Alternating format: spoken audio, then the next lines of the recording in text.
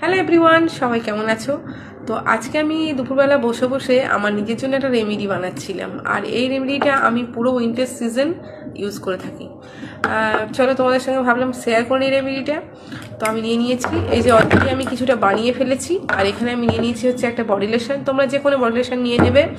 আর হচ্ছে একটা গ্লিসারিন, আর রয়েছে হচ্ছে রোজ ওয়াটার। তো চলো কীভাবে বানাচ্ছি দেখে নিই। স্কিনের জন্য অত্যন্ত ভালো। আমরা তো শীতকালে বডি লোশন ইউজ করেই থাকি। তো নিয়ে নেবো অল্প করে বডি লোশন, নিয়ে নেব হচ্ছে রোজ ওয়াটার, আর নিয়ে নেব হচ্ছে গ্লিসারিন। তো আমি এই তিনটেই ভালো মতো মিক্সড করে নেব।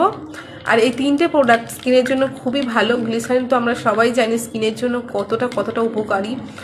যেহেতু উইন্টার সিজন আমাদের স্কিন হয়ে যায় ড্রাই আর রুক্ষ, তার জন্য হচ্ছে কি স্কিনের আর্দ্রতা ফেরানোর জন্য বিশেষ করে আমরা ইউজ করে থাকি। আর রোজ ওয়াটারটাও তো অবশ্যই যেন স্কিনে গ্লোয়িং করে, খুবই ভালো রোজ ওয়াটারটা। আর বডি লোশন ছাড়া তো আমরা শীতকালে চলতেই পারি না, ভাবতেই পারি না। তো এইভাবে বানিয়ে নেবে। এটা না মানে 7 দিন ইউজ করতে পারবে স্টোর করে। এরকম একটা কন্টেনার বা কাঁচের কোনো কন্টেনার, ছোট কন্টেনারে এরকমভাবে তিনটে জিনিস মিক্স করে বানিয়ে রেখে দেবে।